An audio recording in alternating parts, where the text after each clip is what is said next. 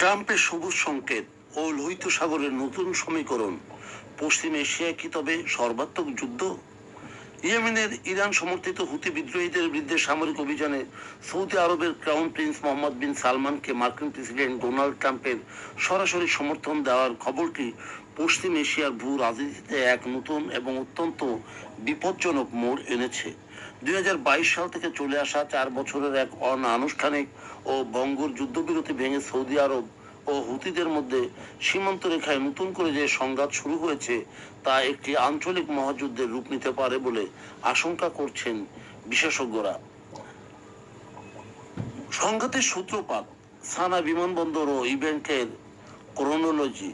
সাম্প্রতিক উত্তেজনার মূল কারণ ছিল একটি বিমানকে চলাচল কেন্দ্র করে ইরানের সদ্য প্রয়াত সর্বোচ্চ নেতা আয়াতুল্লাহ আলী খামেনের জানাজা ও অন্ত্যেষ্টিক্রিয়ায় যোগ দিতে হুতি নেতাদের একটি প্রতিনিধি দল তেহরানে যায়।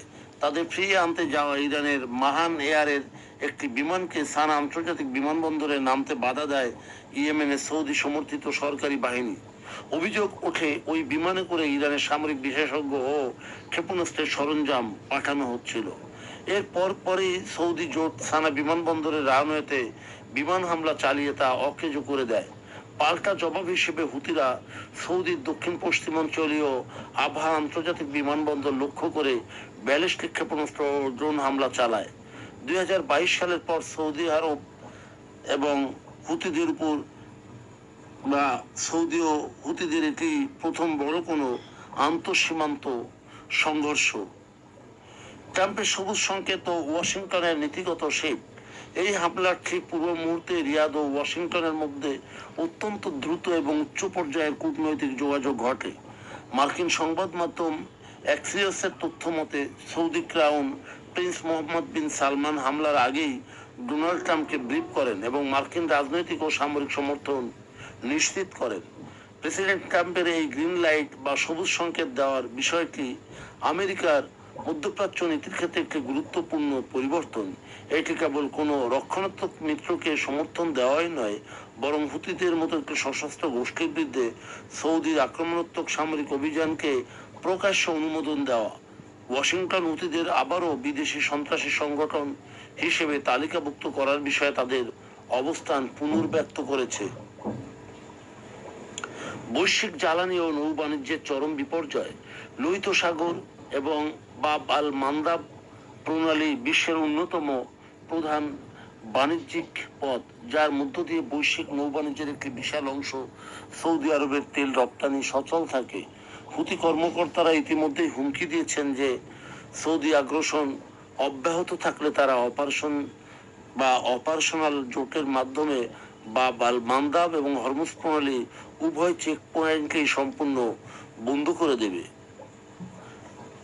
যদি দুটি স্ট্রেট বা প্রণালী একসঙ্গেই বন্ধ হয়ে যায় তবে বিশ্ববাজারে তেলের দাম প্রতি ব্যারেলে $200 পর্যন্ত ছাড়িয়ে যেতে পারে, যা বিশ্ব অর্থনীতিতে এক ভয়াবহ মুদ্রাস্ফীতি ও মন্দা ডেকে আনবে। ইরান আমেরিকা মুখোমুখি হওয়ার ঝুঁকি। হুতিরা কেবল একটি স্থানীয় বিদ্রোহী গোষ্ঠী নয়, তারা মধ্যপ্রাচ্যে ইরানের অ্যাক্সিস অফ রেজিস্ট্যান্স বা প্রতিরোধ অক্ষের অন্যতম শক্তিশালী স্তম্ভ। মার্কিন যুক্তরাষ্ট্রের প্রচ্ছন্ন মদদে সৌদি আরব যদি ইয়েমেনে বড় ধরনের বিমান বা স্থল অভিযান শুরু করে তবে ইরান চুপ করে বসে থাকবে না।